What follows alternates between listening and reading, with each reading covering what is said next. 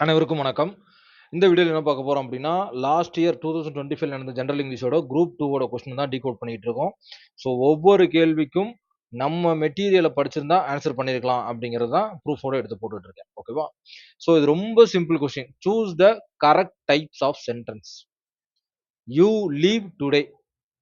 இந்த types of சென்டென்ஸ்னே நான் ஒரு ஒரு பிடிஎஃப் குடுத்தேன். இந்தா பாருங்க. Types of சென்டென்ஸ்ன்னு.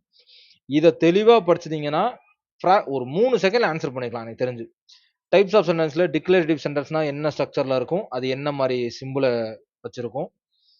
இன்ட்ராகேட்டிவ் சென்டென்ஸ்னா பின்னாடி கொஸ்டின் மார்க் வரும். அது ஒரு கேள்வியா இருக்கும்.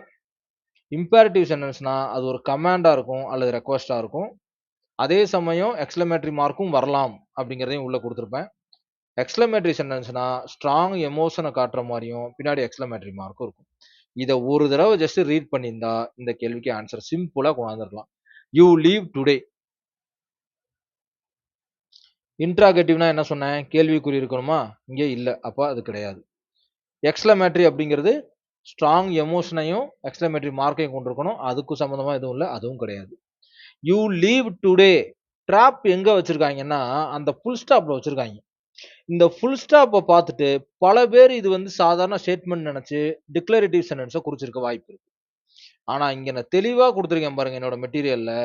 இம்பேரேட்டிவ் சென்டென்ஸ்லயும் ஃபுல் ஸ்டாப் வரும். They usually end with a period. Full stop குடுத்திருக்கனா? அதான். இங்க பாருங்க.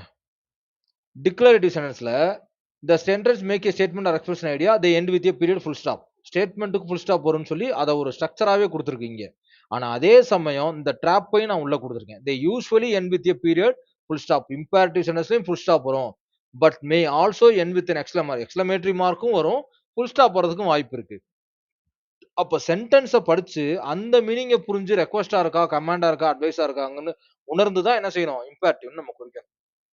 அப்ப இங்க யூ லீவ் டுடே அப்படிங்கிறது டெஃபினட்டா கமாண்ட். கமாண்ட், ரெக்வெஸ்ட் ரெக்வெஸ்ட்ல கூட வராது. கமாண்ட் தான். யூ லீவ் டுடே அவ்வளவுதான். இது எக்ஸாக்ட்லி கமாண்ட். சோ எக்ஸாக்ட்டா இம்பேரேட்டிவ்னு குடுத்துருக்கலாம். சரிங்களா? சோ இந்த ட்ராப்ப தெளிவா நான் நம்மளோட மெட்டீரியல்ல இங்க மென்ஷன் பண்ணி குடுத்துருக்கேன். ஃபுல் ஸ்டாப் வந்துருச்சு அப்படிங்கிறதுக்கான டக்குன்னு ஸ்டேட்மென்ட்னு குறிச்சிட கூடாது. இம்பேரேட்டிவ்லயும் ஃபுல் ஸ்டாப் வரும். அப்ப அத படிச்சு உணர்ந்து தான் ஆன்சர் பண்ணணும். அப்படிங்கிறத நம்ம மெட்டீரியல்ல மென்ஷன் பண்ணி குடுத்துருக்கு. இப்ப நம்ம மெட்டீரியல படிச்சிருந்தா, இந்த கேள்விய 100% கரெக்ட்டா ஆன்சர் பண்ணியிருக்க முடியும். இம்பேரேட்டிவ் தான் அப்படின்னு பண்ணியிருக்க முடியும். யூ லீவ் டுடே அவ்வளோதான். இது ஒரு கமாண்ட். You leave today. இன்னைக்கு நீ கிளம்பு, இல்ல இன்னைக்கு நீ போயிரு அப்படின்னு என்ன மீனிங் வேணாலும் இருக்கலாம். அது எக்ஸாக்ட்டா என்ன இம்பேரேட்டிவ் ஃபார்ம்ல இருக்கு. Okay. Thank you so much. Thank you. கீழ எல்லா அந்த டைப்ஸ் ஆஃப் சென்டென்ஸையும் கீழ லிங்க்ல டிரைவ்ல போடுறேன். டவுன்லோட் பண்ணிக்கங்க.